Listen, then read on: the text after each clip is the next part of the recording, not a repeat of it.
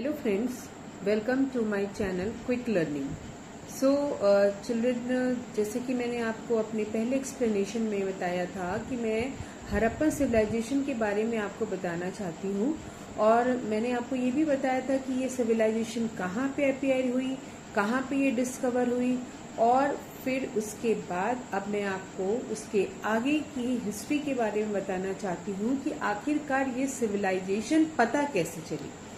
ठीक है, तो ये उस समय की बात है दोस्तों कि जब हमारे हिंदुस्तान में ब्रिटिश रूल कर रहे थे। जब इस हिंदुस्तान में ब्रिटिश साम्राज्य रूल कर रहा था तो उस वक्त आप जानते हैं कि उन्होंने यहाँ पे इंडिया में आकर के हमारे साथ एक बिजनेस रिलेशंस बनाए थे। यहाँ से वो बिजनेस करते थे, यहाँ से वो रॉ मटेरियल यानी कि कच्चा माल जो है वो हमारे हिंदुस्तानियों से खरीदते थे और अपनी इंडस्ट्रीज में उसको मैन्युफैक्चर करके हमारे हिंदुस्तान में भी और दूसरे देशों में भी बेचते थे। तो हुआ यूं कि एक बार जो है वो मीन्स ऑफ ट्रांसपोर्ट यानी कि अपने माल को, अपने सामान को एक जगह से दूसरे जगह पहुंचाने के लिए इन्होंने एक चीप और best means of transport introduce किया जिसका नाम था रेलवे इंजन। तो इन लोगों ने रेलवे ट्रैक बिछाने के लिए पंजाब के आसपास के इलाकों में खुदाई करनी शुरू करी। अभी उसी दौरान क्या हुआ कि खुदाई हो ही रही थी कि इनको जमीन के अंदर से कुछ अलग अलग तरह की ऐसी चीजें बरामद हुई, जैसे कि कुछ कॉइन्स मिले, कुछ आर्टिफैक्ट्स मिले, कुछ टूटे पॉट्स और बर्तन मिले। तो जब उसके बाद इन सब की जब मतलब खुदाई के बाद ये सारी चीजें निकलने लगी परत, तब हिंदुस्तान के आर्कियोलॉजिकल सर्वे ऑफ इंडिया के डिपार्टमेंट के सबसे पहले दयाराम साहनी को बुलाया गया और ये टाइम था 1921। 1921 में दयाराम साहनी जो कि आर्कियोलॉजिकल सर्वे ऑफ इंडिया के आर्कियोलॉजिस्ट थे। आर्कियोलॉजिस्ट का मतलब होता है बच्चों की जो लोग पुरानी चीजों का पता लगाते हैं, ठीक है, और वो जिस डिपार्टमेंट में काम करते हैं उसको आर्कियोलॉजिकल डिपार्टमेंट कहते हैं, जिसे कि हिंदी में हम पुरातत्व विभाग कहते हैं, जो कि पुरानी चीजों को का पता लगाते हैं और ये पता लगाते हैं कि ये पुरानी चीजें किस समय की हैं।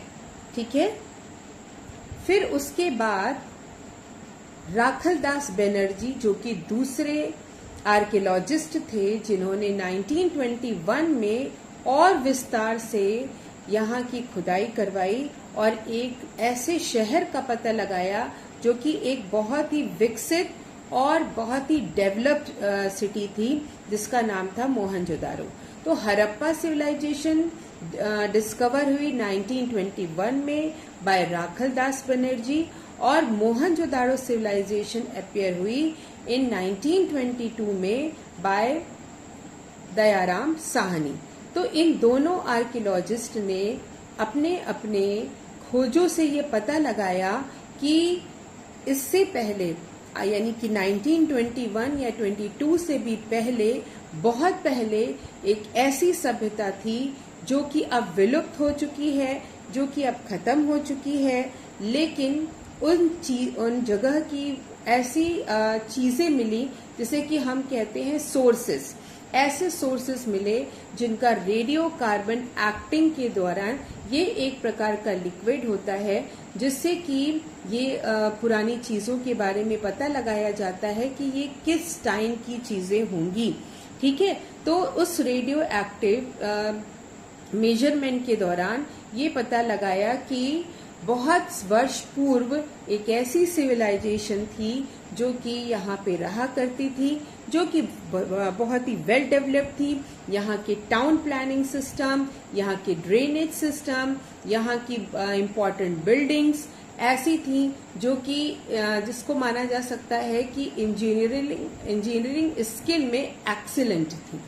ठीक है, अब देखिए बच्चों, जब ये दोनों सिविलाइजेशन का पता लगाया गया तो ये भी पता चला कि ये सिविलाइजेशन पाकिस्तान और हिंदुस्तान दोनों के आसपास की सिविलाइजेशन है। हड़प्पा सिविलाइजेशन रिवर रवि के आसपास की एक सभ्यता थी और मोहनजोदारो सिविलाइजेशन इंडस रिवर के पास की सिविलाइजेशन थी। इंडस रिवर ऐसी रिवर है जो कि 7 डिस्ट्रीब्यूटरी से मिलकर के बनती है। ये 7 रिवर जो कि हमारे पंजाब एरिया में है, पंजाब प्रांत में है, इसलिए पंजाब को सप्त सिंधु के नाम से जाना जाता है। तो ये इस इंडस रिवर की 7 डिस्ट्रीब्यूटरीज जब मिल करके एक बड़ी रिवर इंडस बनाती हैं, तो उसी के पास की ये मोहनजोदारो सिविलाइजेशन थी। उसके बाद बच्चों एक और नदी का नाम आता है जिसका नाम है सरस्वती। ये भी इंडस रिवर की डिस्ट्रीब्यूटरी है। इस रिवर के आसपास भी सिविलाइजेशन यानी कि सभ्यता का पता चला।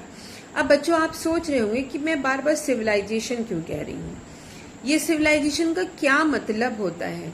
तो बच्चों मैं आपको बताना चाहती हूँ कि सिविलाइजेशन वर्ड 2 वर्डों से मिलकर के बना है, 2 शब्दों से मिलकर के बना है। एक होता है सिविक और एक होता है लाइजेशन।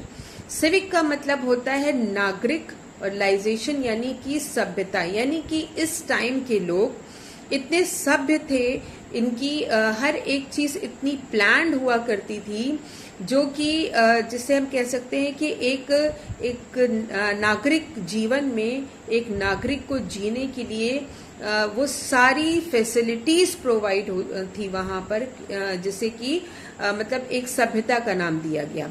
तो सभ्यता का मतलब होता है कि आप जैसे कि हम कितने डेवलप थे, और कल्चर का मतलब होता है कि ये जो कल्चर था वो उनका चाहे वो मतलब आप कह सकते हैं कि इंजीनियरिंग कल्चर हो, चाहे वो आर्किटेक्चर कल्चर हो, चाहे पॉट्स मेकिंग कल्चर हो, हर एक कल्चर में ये मास्टर थे।